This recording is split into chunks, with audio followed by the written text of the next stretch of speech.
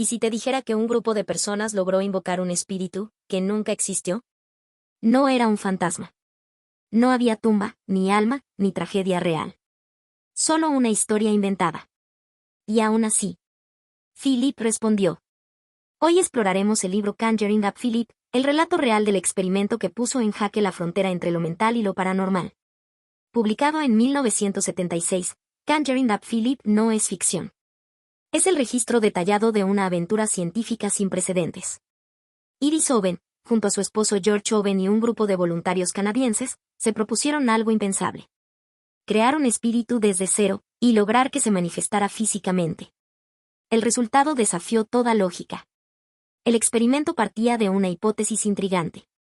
¿Podría la mente humana generar fenómenos físicos, como ruidos, movimientos, respuestas, sin intervención externa? El grupo construyó un personaje ficticio, Philip Aylesford, un noble inglés con una biografía trágica. Todo era inventado. Pero todos debían creer. Y lo increíble ocurrió.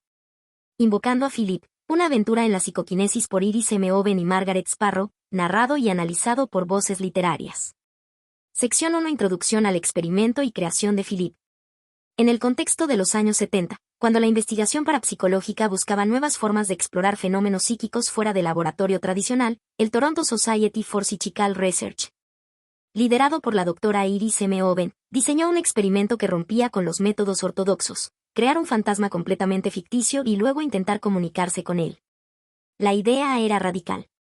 En lugar de contactar con espíritus considerados reales o históricos, el grupo decidiría inventar uno desde cero, construyendo toda su biografía, personalidad y características. Este experimento se estructuró como una prueba para examinar la hipótesis de que los fenómenos paranormales, como los golpes en mesas, raps o respuestas mediúmnicas, podrían ser el resultado del inconsciente colectivo del grupo, más que de entidades externas reales. Fue así como nació Philip Aylesford, un personaje ficticio ambientado en la Inglaterra del siglo XVII. El grupo le otorgó una vida completa, noble, caballero, casado con una mujer fría y sin amor llamada Dorotea, enamorado de una gitana llamada Margot, y finalmente ejecutado por traición tras ser acusado de brujería por su esposa.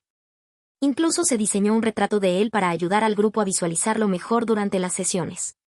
Todo esto se documentó con la intención de dejar claro que Philip nunca existió, y que su historia era enteramente inventada. Durante esta primera etapa del experimento, el grupo se reunió durante varias semanas con el único objetivo de memorizar y familiarizarse con la historia de Philip. No se iniciaron sesiones espiritistas al principio. El propósito era establecer un vínculo emocional y mental con el personaje, casi como si fuera un acto de creación colectiva consciente. En este punto, los autores reflexionan sobre cómo el poder de la creencia y la sugestión grupal puede influir en los fenómenos parapsicológicos. Era posible que, si todos creían en Philip con suficiente intensidad, ¿este pudiera manifestarse de alguna manera tangible? Esta pregunta es el corazón de la sección 1.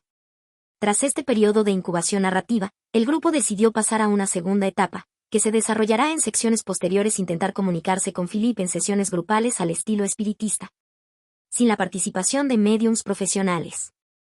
Esta primera sección no presenta fenómenos paranormales en sí, pero es esencial porque plantea la estructura psicológica y metodológica del experimento, que se distancia de las investigaciones mediúmnicas tradicionales. En lugar de aceptar que los espíritus existen o que se pueden canalizar energías del más allá, el experimento Philip buscaba probar si la mente humana, en grupo, podía provocar fenómenos que normalmente se atribuyen a entidades espirituales externas. Lo fascinante es cómo se mezclan la psicología de la sugestión, el pensamiento mágico y la construcción narrativa. La creación de Philip no es simplemente una invención literaria, es un ejercicio de construcción emocional colectiva, donde cada miembro del grupo proyecta sobre el personaje una parte de sí mismo, hasta darle una presencia compartida. Esta fase inicial también resalta una de las grandes preguntas del libro. ¿Dónde termina la ficción y comienza la percepción de realidad cuando se involucran la creencia, el deseo y la experiencia grupal? La experiencia con Philip no solo busca encontrar respuestas sobre los fantasmas, sino también sobre la naturaleza de la conciencia, la percepción colectiva, y la influencia del pensamiento en lo físico. Sección 2. Fase previa de reuniones y desarrollo del carácter ficticio.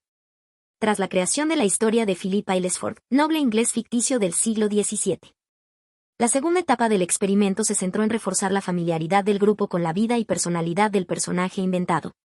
Esta fase previa a cualquier intento de contacto espiritual fue meticulosa, casi ritual en su intención, El objetivo era construir un vínculo emocional sólido y colectivo con Philip, con la esperanza de que esto facilitara algún tipo de manifestación en las fases posteriores. Los miembros del grupo, formado por voluntarios sin experiencia profesional en fenómenos psíquicos, ni médiums, ni creyentes particularmente fervientes, se reunían regularmente en un ambiente íntimo y controlado. Durante semanas, repasaban y discutían la historia de Philip, reforzaban los detalles biográficos que habían imaginado y ensayaban escenas de su vida como si se tratara de un personaje real. Leían en voz alta fragmentos sobre su infancia, hablaban de su esposa, de su trágico destino, e incluso comentaban cómo creían que sonaría su voz o cómo se comportaría en ciertas situaciones sociales. Lo interesante de esta fase es que no se trataba de sesiones pasivas de lectura, sino de interacciones vivenciales. El grupo empezó a hablar de Philip en tiempo presente, como si realmente hubiera vivido y los acompañara en espíritu. Se reforzaba así una coherencia narrativa y emocional, una especie de pacto imaginario entre los participantes para mantener viva la ilusión, aunque todos sabían que Philip no existía. Durante estas sesiones iniciales también se elaboró una imagen visual del personaje. Se llegó incluso a realizar un retrato ficticio de Philip, basado en descripciones consensuadas por el grupo. Este retrato fue colgado en la sala donde se llevaban a cabo los encuentros, con la finalidad de estimular la visualización y proyectar una presencia tangible, como si Philip fuera, poco a poco, tomando forma no solo en sus mentes, sino en el espacio físico. El proceso fue paciente, casi ceremonial, y esta etapa se prolongó durante varios meses. Aún no se intentaba contactar con Philip por medios parapsicológicos, pero el clima del grupo comenzaba a transformarse. Algunos miembros reportaban sensaciones curiosas, cambios en la energía del ambiente o impresiones intuitivas mientras hablaban de él.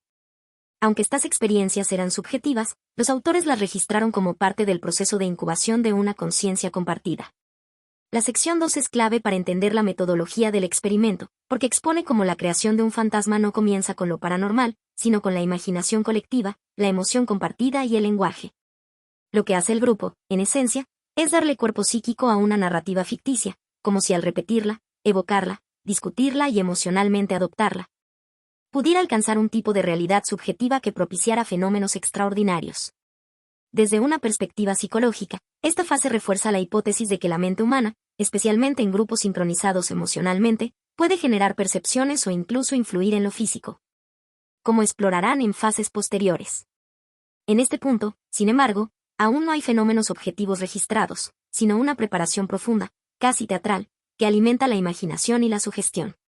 Este momento del experimento recuerda también prácticas rituales ancestrales, la invocación de arquetipos, el uso de imágenes, historias y símbolos para dar forma a entidades espirituales que no provienen del exterior, sino del interior del ser humano. Lo que distingue a Philip es que el grupo no cree que Philip sea real en el sentido literal, sino que acepta el juego como parte del experimento. Sin embargo, esa distancia crítica no impide que empiecen a surgir conexiones emocionales reales. Aquí surge la gran pregunta. ¿Puede algo que sabemos que no existe comenzar a tener efectos reales si lo creemos colectivamente, aunque sea de forma controlada y deliberada? El experimento, sin quererlo, se adentra en la delgada frontera entre ficción, creencia y percepción de realidad. La etapa de preparación no es solo anecdótica, es el laboratorio mental donde el espíritu de Philip, aunque inventado, comienza a incubarse. Sección 3. Resultados iniciales de psicoquinesis y RAPS en la mesa. Después de meses de preparación emocional e intelectual, con una narrativa sólida construida alrededor del personaje ficticio de Philip Aylesford, el grupo comenzó la siguiente etapa del experimento. Intentar entablar contacto con él, como si se tratase de un espíritu real. Se iniciaron entonces sesiones semanales al estilo espiritista, pero sin médiums, sin trances, y con total conciencia de que Philip era una invención. Las sesiones se realizaban en un entorno controlado, con iluminación tenue, y los participantes sentados alrededor de una mesa. En estas primeras reuniones, el objetivo era crear una atmósfera receptiva, relajada y sin expectativas forzadas. El grupo hablaba en voz alta a Philip, le hacían preguntas, se referían a él como si estuviera presente, e incluso lo alentaban a responder si podía. Al inicio, no ocurrió nada extraordinario. Sin embargo, con el tiempo, y esto es lo que marca el inicio de los fenómenos documentados en la sección 3, comenzaron a percibirse sonidos de golpeteo suave provenientes de la mesa, conocidos como raps, típicos de las sesiones mediúmnicas del siglo XIX. El grupo, intrigado pero cauteloso, empezó a establecer una forma básica de comunicación, un golpe para sí, dos golpes para no. Bajo este sistema, Comenzaron a hacerle preguntas a Philippe basadas en la historia que ellos mismos habían inventado, y los golpes respondían de manera coherente. A veces incluso parecían corregir errores que los propios participantes cometían sobre su biografía, como si una entidad externa conociera mejor los detalles que ellos mismos habían inventado. A medida que las sesiones continuaron, los raps se volvieron más frecuentes, más fuertes y más sincronizados con las preguntas del grupo. En algunas ocasiones, los participantes describieron que los golpes tenían un tono emocional, más fuertes cuando Philippe estaba molesto o excitado, más suaves cuando respondía con timidez. Los investigadores tomaron precauciones para descartar trampas o efectos inconscientes provocados por los propios miembros del grupo, como movimientos musculares involuntarios. Las mesas eran de madera ligera, sin mecanismos ocultos, y se intentaba que todos los miembros tuvieran las manos visibles o en posiciones controladas. Sin embargo, no se utilizaron controles científicos estrictos, ya que el experimento se diseñó más como una exploración fenomenológica que como una prueba empírica de laboratorio. Lo verdaderamente desconcertante fue que, con el tiempo, no solo se escuchaban raps, sino que la mesa comenzó a vibrar, moverse y golpear el suelo por sí sola, aparentemente sin intervención física consciente. Algunos testigos afirmaron que la mesa se inclinaba, giraba o incluso levitaba brevemente, aunque sin pruebas concluyentes en video. Los fenómenos parecían estar profundamente ligados al ambiente emocional del grupo. En sesiones con más entusiasmo, relajación o alegría, los fenómenos eran más intensos. En cambio, cuando el grupo estaba tenso o escéptico, los efectos disminuían notablemente. La sección 3 marca un punto de inflexión en el experimento Philippe, donde la imaginación compartida comienza a tener manifestaciones físicas, aunque no necesariamente verificables por la ciencia dura. El hecho de que todos supieran que Philippe era ficticio, y aún así surgieran respuestas inteligentes y efectos físicos aparentemente autónomos, plantea una pregunta central. ¿Puede la mente humana, en conjunto, proyectar fenómenos físicos sin intervención consciente? Desde una perspectiva psicológica, esta etapa puede explicarse mediante teorías como la ideomotricidad, movimientos inconscientes del cuerpo, y la dinámica de grupo, donde los miembros, sin proponérselo, sincronizan sus acciones en función de una narrativa compartida. Pero incluso estas explicaciones no disuelven completamente el misterio. ¿Cómo lograban tanta coherencia, fuerza y precisión sin intervención aparente? Los autores no afirman que hayan probado la existencia de espíritus, pero sí destacan que los resultados desafían las fronteras tradicionales entre imaginación y realidad física. El experimento, más que confirmar o negar lo paranormal, revela la profunda capacidad creativa y colectiva de la mente humana.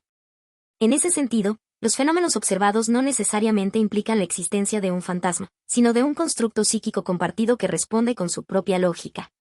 Este enfoque conecta con antiguas tradiciones mágicas y espirituales, donde la intención, la visualización, la creencia y el ritual pueden alterar la percepción, y quizás, de algún modo, la realidad. Sección 4. Evolución de los fenómenos, levitaciones, comunicaciones y fenómenos físicos. Tras las primeras manifestaciones de psicoquinesis a través de golpes y movimientos de mesa, el experimento Philippe entró en una fase mucho más intensa y compleja. Durante esta etapa, los fenómenos físicos comenzaron a evolucionar, sorprendiendo incluso a los propios participantes y generando una atmósfera de expectación, en algunos casos, de desconcierto. Las sesiones grupales continuaron realizándose en condiciones controladas, con la misma estructura de comunicación. El grupo hablaba con Philippe, planteaba preguntas y esperaba respuestas mediante golpes o señales físicas. Sin embargo, los fenómenos se expandieron más allá de los simples raps. En varias ocasiones se reportaron levitaciones parciales de objetos, especialmente de la mesa que había sido el centro de las sesiones, y en algunos casos incluso de miembros del grupo. Como si una fuerza invisible estuviera actuando. Además, se registraron fenómenos físicos variados. La mesa se movía por sí sola, giraba y se desplazaba sin que nadie la tocara. Algunos objetos pequeños en la sala, vasos, plumas, papeles, parecían moverse espontáneamente. Se produjeron variaciones térmicas percibidas por los asistentes, como cambios repentinos de temperatura. En momentos específicos, se sentían corrientes de aire o presencias físicas vagas que no tenían explicación lógica. Paralelamente a los fenómenos físicos, la comunicación con Philippe se hizo más fluida y compleja. Las respuestas no solo eran sí/no, sino que el grupo empezó a recibir mensajes con mayor contenido, utilizando códigos, golpes combinados y, en ocasiones, incluso escritura automática a través de tableros. Estas comunicaciones parecían coherentes con la historia inventada de Philippe, y a veces aportaban detalles que no habían sido discutidos previamente. En algunas sesiones, los participantes relataron experiencias sensoriales subjetivas, como la sensación de una presencia cercana, toques leves, voces susurrantes o incluso visiones fugaces. No obstante, no hubo evidencia visual contundente o grabaciones definitivas que confirmaran estos aspectos. Esta evolución generó debate interno entre los participantes, algunos más escépticos y otros más abiertos a la idea de que algo real estaba sucediendo, aunque siempre manteniendo una postura crítica. Los autores subrayan que, pese al aumento de intensidad, se mantuvieron medidas para evitar fraudes o trucos, pero reconocen las limitaciones metodológicas del experimento. La evolución de los fenómenos descrita en esta sección plantea uno de los interrogantes centrales de la parapsicología: ¿hasta qué punto la mente humana puede influir directamente en el entorno físico? El paso de simples golpes a levitaciones y movimientos autónomos de objetos desafía la explicación convencional y estimula hipótesis sobre la capacidad de la psicoquinesis. Desde un punto de vista psicológico, este fenómeno puede estar relacionado con la dinámica de grupo y la sugestión colectiva, donde la expectativa y la atención focalizada pueden potenciar experiencias subjetivas intensas y, en ocasiones, manifestaciones físicas involuntarias o fenómenos aún no explicados por la ciencia. Además, la complejidad creciente de la comunicación con Philip sugiere que, más allá del fenómeno físico, se estaba construyendo una especie de personalidad psíquica emergente, que respondía y se adaptaba a los estímulos del grupo. Esta idea conecta con teorías sobre los campos mórficos o la conciencia colectiva, donde el pensamiento grupal puede dar lugar a entidades psicológicas simbólicas con características propias. Sin embargo, la falta de evidencia sólida y la posibilidad de interpretaciones alternativas mantienen un debate abierto. Los autores no afirman haber probado la existencia de espíritus o fuerzas sobrenaturales, sino que presentan los hechos para estimular la reflexión sobre la naturaleza de la mente y la realidad. Sección 5. Análisis psicológico y metodología científica aplicada. Después de documentar los fenómenos que rodearon la figura ficticia de Philip Traps, movimientos de objetos, incluso supuestas levitaciones, la sección 5 entra en una etapa de reflexión crítica. Aquí, los autores se detienen a evaluar el significado de los resultados desde un enfoque tanto psicológico como metodológico, cuestionando cómo, por qué y bajo qué condiciones se produjeron los eventos. El análisis parte de una base fundamental. Todos los miembros del grupo sabían que Philip no existía. Habían creado su historia conscientemente, sin ninguna pretensión de contacto real con el más allá. Entonces, ¿por qué los fenómenos parecían responder con lógica y coherencia a una entidad ficticia? Desde el punto de vista psicológico, se consideraron varias hipótesis. La más destacada fue que los fenómenos podrían haber sido una manifestación del inconsciente colectivo del grupo, un producto de la interacción emocional, la sugestión compartida y el deseo de experimentar algo extraordinario. Las sesiones tenían un ambiente lúdico pero concentrado, donde la imaginación era estimulada deliberadamente y todos compartían el mismo marco de referencia narrativo. Algunos especialistas consultados propusieron explicaciones como el efecto ideomotor, movimientos musculares involuntarios que, sin intención consciente, podrían provocar desplazamientos de objetos o incluso los raps en la mesa. También se discutieron mecanismos como la autosugestión y la conformidad social, donde los participantes tienden a ver o sentir lo que los demás esperan experimentar. En cuanto a la metodología científica aplicada, los autores reconocen abiertamente las limitaciones del experimento. Aunque intentaron mantener cierta estructura de control, como evitar fraudes, registrar sesiones, observar las manos de los participantes, no se trató de un experimento doble ciego ni de condiciones de laboratorio controladas. El enfoque fue exploratorio, casi etnográfico, más interesado en documentar un fenómeno subjetivo que en probarlo científicamente. También se analizó la influencia del estado emocional del grupo en la intensidad de los fenómenos. Las sesiones más exitosas, según los registros, ocurrían cuando los participantes estaban relajados, alegres, e incluso juguetones. El humor, la risa y la espontaneidad parecían potenciar los efectos. En contraste, las sesiones donde se intentaba forzar resultados, o donde reinaba el escepticismo o la rigidez, resultaban estériles. La conclusión provisional de esta sección es que, independientemente de la interpretación final de los fenómenos, el experimento reveló el enorme poder de la mente humana cuando actúa colectivamente con una intención común. Ya fuera un producto de la imaginación, del inconsciente o de una forma aún no comprendida de energía psíquica, los efectos fueron reales en el sentido de haber sido vividos y sentidos intensamente por los participantes. Esta sección nos obliga a replantear qué entendemos por real. Si un grupo de personas, sin buscar engañarse, logra construir una experiencia tan vívida como para generar respuestas físicas, sensoriales y emocionales, ¿acaso eso no constituye una forma de realidad? Tal vez no en términos físicos verificables, pero sí en términos fenomenológicos, donde la experiencia subjetiva adquiere un peso tan profundo como lo tangible. El experimento Philip no prueba la existencia de fantasmas. Más bien, pone en tela de juicio la solidez de las fronteras entre lo interno y lo externo, entre la mente y la materia. La posibilidad de que un personaje ficticio, con suficiente carga emocional, pueda cobrar forma perceptible sugiere que la creencia. La emoción y el relato compartido son herramientas con más poder del que comúnmente reconocemos. Desde la ciencia, este capítulo plantea un reto metodológico, cómo estudiar fenómenos que se manifiestan solo en contextos informales, con componentes emocionales y subjetivos tan fuertes. Tal vez la respuesta no esté en replicar estos eventos bajo condiciones estériles, sino en comprenderlos como rituales colectivos, donde lo psicológico y lo simbólico se entrelazan. Sección 6. Implicaciones parapsicológicas y comparación con otros experimentos similares. Después de documentar la evolución de los fenómenos físicos y de realizar un análisis psicológico y metodológico, los autores amplían el enfoque y se preguntan: ¿qué significa todo esto para la parapsicología como disciplina? ¿Y cómo se relaciona el experimento Philip con otros intentos históricos de contactar el más allá o provocar fenómenos psíquicos? En esta sección, Owen y Sparrow hacen un recorrido por la tradición de los fenómenos psíquicos en sesiones espiritistas, desde los célebres casos del siglo XIX, como los de las hermanas Fox, Daniel Douglas Home o Eusapia Palladino, hasta investigaciones del siglo XX más institucionalizadas, como las realizadas por la Society for Psychical Research, SPR, en el Reino Unido. Se establece una comparación clara. En la mayoría de los casos históricos, los fenómenos se atribuían a entidades externas, espíritus de fallecidos o fuerzas sobrenaturales.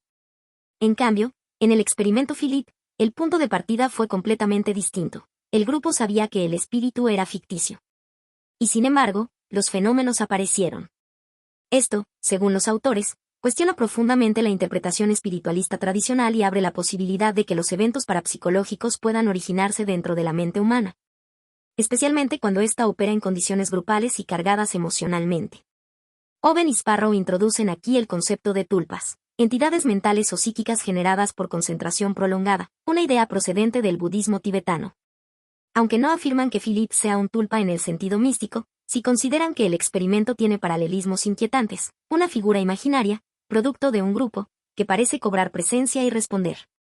La sección también hace referencia a estudios de psicoquinesis espontánea, PK, donde individuos, bajo estados alterados de conciencia o meditación profunda, han provocado fenómenos como movimiento de objetos, perturbaciones eléctricas o percepción extrasensorial.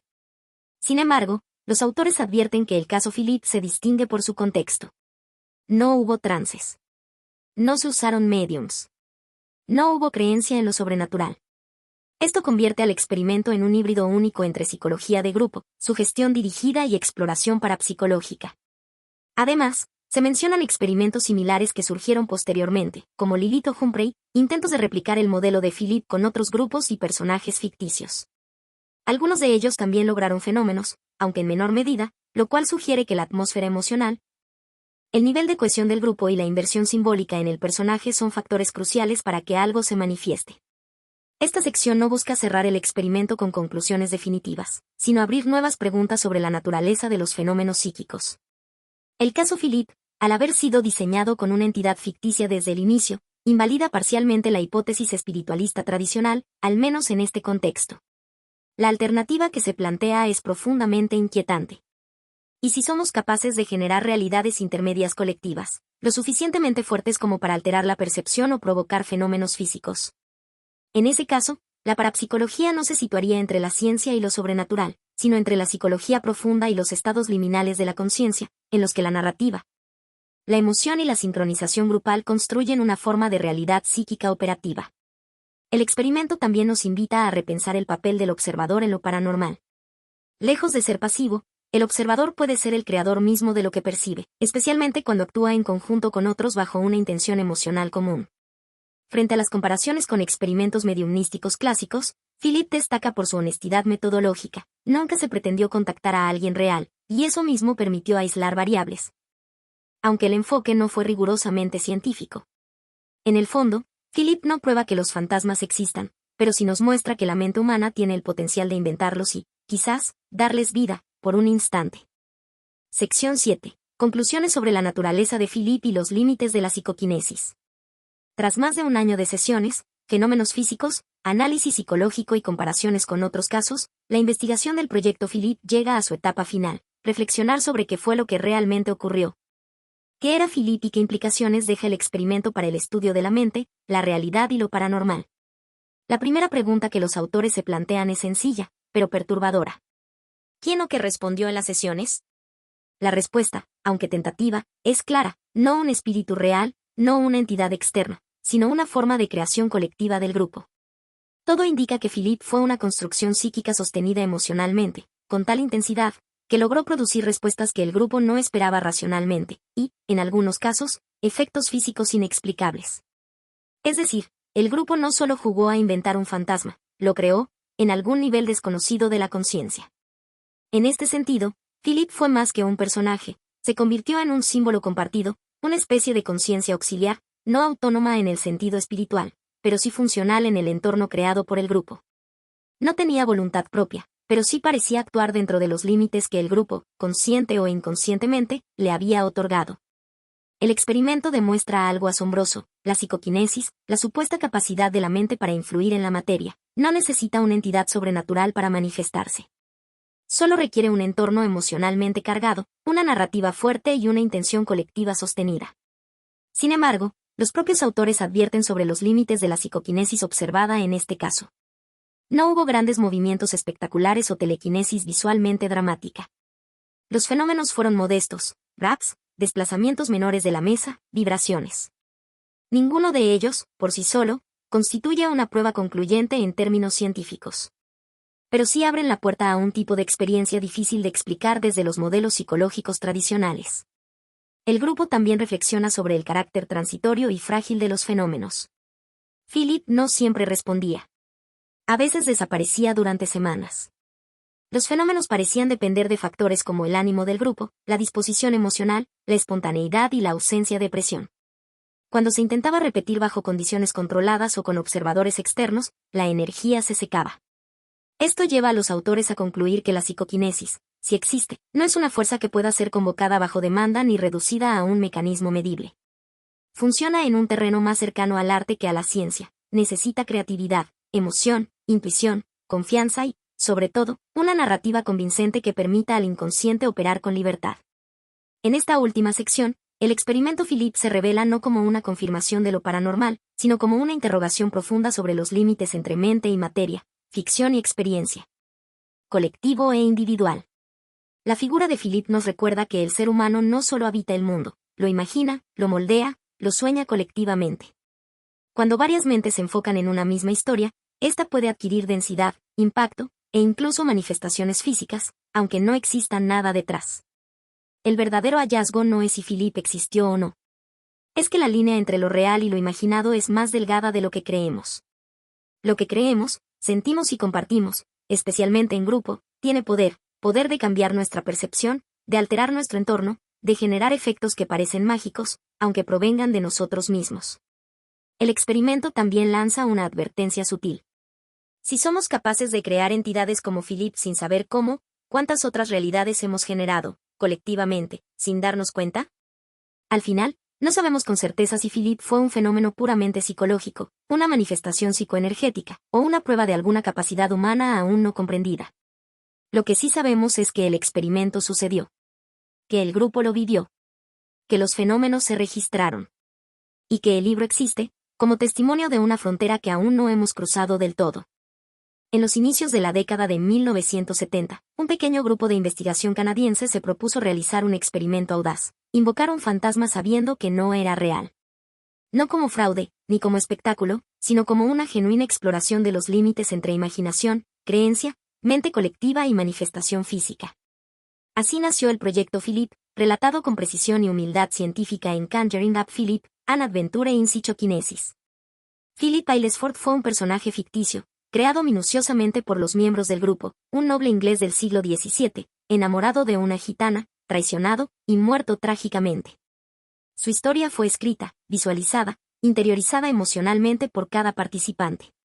Y tras meses de sesiones, rituales sin religión, charlas íntimas en penumbra y preguntas dirigidas al vacío, Philip comenzó a responder.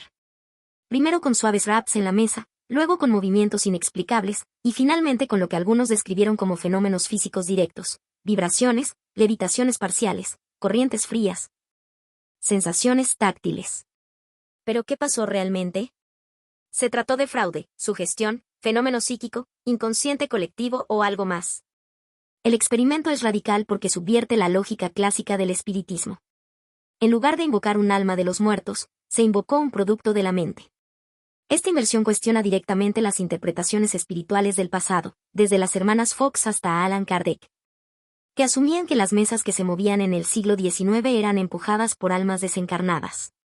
Philippe, por contraste, nunca vivió. Y sin embargo, actuaba como si tuviera conciencia, emociones y voluntad dentro de un marco limitado. Aquí entra en juego una teoría olvidada pero clave, el concepto tibetano del tulpa. En la tradición del budismo tibetano, un tulpa es una forma de pensamiento que, al recibir suficiente energía mental y emocional, puede adquirir una existencia semiautónoma. Alexandra David Neel describió estos fenómenos a inicios del siglo XX tras sus viajes por Asia, afirmando haber creado uno ella misma, una figura mental que empezó a actuar fuera de su control. ¿Fue Philippe un tulpa occidental involuntario? Al vincular este caso con teorías contemporáneas de la psicología, surgen otras ideas. Carl Jung hablaba del inconsciente colectivo como una fuente profunda de imágenes compartidas, símbolos y arquetipos. Es posible que el grupo, al unificar su imaginación, haya tocado esta capa profunda del psiquismo, activando algo que no pertenecía a ningún individuo, pero que emergió como figura intermedia. Philip se vuelve entonces un arquetipo personalizado, el noble trágico, romántico y atormentado, como salido de una novela gótica. Y el grupo, al creer en él, no lo convirtió en realidad objetiva, sino en realidad psíquica con efectos materiales. Desde el punto de vista de la parapsicología, el experimento desafía modelos clásicos de telequinesis o percepción extrasensorial. No hubo médiums, ni trances, ni fenómenos espontáneos. Todo fue deliberado, consciente, con una historia falsa como eje. Aún así, los resultados fueron similares a aquellos documentados en sesiones espiritistas genuinas. Esto obliga a reconsiderar si los fenómenos reportados en otros contextos no podrían, en parte, ser autogenerados por el grupo sin saberlo. Psicológicamente, se podría recurrir al efecto ideomotor, donde los movimientos musculares inconscientes producen acciones físicas sin que la persona sea consciente de que los está causando. Este efecto ha sido citado como explicación para la ouija, la escritura automática y hasta la radiestesia. Pero aquí surge un problema. Muchos de los fenómenos observados en el experimento Philip, como los golpes sincronizados con emociones o respuestas correctas a detalles olvidados por los propios participantes, parecen exceder lo que la ideomotricidad puede explicar sin caer en hipótesis especulativas. En la actualidad, neurocientíficos como Anil Sess o Donald Hoffman han propuesto que la conciencia no percibe la realidad tal como es, sino que la reconstruye activamente en un modelo útil. Lo que experimentamos como realidad sería una especie de interfaz evolutiva.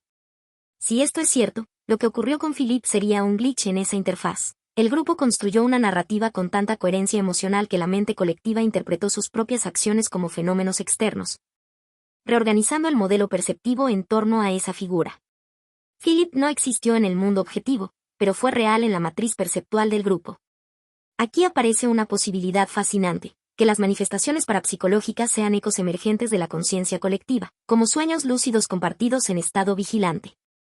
En este marco, no hay que preguntarse si Philip era real o no, sino qué clase de realidad activamos al imaginarlo con devoción. También debemos pensar en los límites. Los fenómenos nunca fueron masivos ni incontrolables. No hubo objetos volando violentamente ni voces audibles. Todo fue sutil, progresivo, modesto y frágil. Cuando se introducían escépticos al grupo, o se intentaba replicar en condiciones controladas, los fenómenos disminuían o cesaban. Esto sugiere que lo paranormal, si existe, se parece más a un arte que a una ciencia. Depende del contexto emocional, de la confianza, del misterio, incluso del juego. La mente, en esos estados, se vuelve un escenario donde lo simbólico cobra densidad. En tiempos de inteligencia artificial y mundos digitales, el experimento Philip también se vuelve relevante desde otro ángulo. ¿Qué pasa cuando damos nombre, historia y rasgos a algo que no existe? ¿Cuánto falta para que nuestros modelos mentales, o incluso nuestras IAS, empiecen a generar efectos inesperados sobre nuestras emociones, decisiones y relaciones? Philip no fue más que un experimento de pensamiento, pero uno que respondió. El experimento Philip no es una prueba de que los fantasmas existen, ni un fraude expuesto, ni una simple curiosidad académica. Es una grieta. Un espacio liminal donde la mente, al creer con suficiente intensidad, transforma la ficción en experiencia. La parapsicología, la psicología profunda, las tradiciones esotéricas y la neurociencia aún no logran explicar completamente lo ocurrido. Pero lo cierto es que el experimento fue real, sus fenómenos fueron registrados, y el libro existe. Quizá nunca sabremos hasta qué punto los raps en la mesa fueron provocados por músculos, por energía psíquica, o por algo que todavía no tenemos nombre. Pero sí sabemos que el límite entre realidad y creencia es más delgado, más flexible y más misterioso de lo que nos atrevemos a aceptar. Y quizá, solo quizá, en lo que no existe, también puede tocarnos. Conjuring Up Philip no solo relata el experimento. Explora temas como la psicoquinesis, la conciencia grupal, la construcción de la realidad. ¿Y si nuestros pensamientos fueran capaces de influir en el mundo físico más de lo que imaginamos? El libro no da respuestas definitivas. Pero deja una advertencia: lo que creemos puede materializarse. ¿Fue una ilusión colectiva? ¿Un juego psicológico que se salió de control? ¿O un fenómeno psíquico genuino que desafía nuestra comprensión de la mente? Conjuring Up Philip no ofrece certezas. Pero te obliga a hacer una pregunta incómoda. ¿Qué estás creando tú, sin saberlo? El experimento Philip nos muestra que a veces, lo más peligroso no son los espíritus, sino la imaginación humana sin límites. La mente, cuando cree, se transforma. ¿Y tú, crees que un fantasma puede nacer solo con pensarlo? Déjame tu teoría en los comentarios. ¿Psicoquinesis? ¿Sugestión? ¿O algo más oscuro? Suscríbete para más análisis de libros y experimentos que desafían la realidad. ¿Y si alguna vez sentiste que algo te miraba en la oscuridad? Tal vez, tú también creaste tu propio Philip.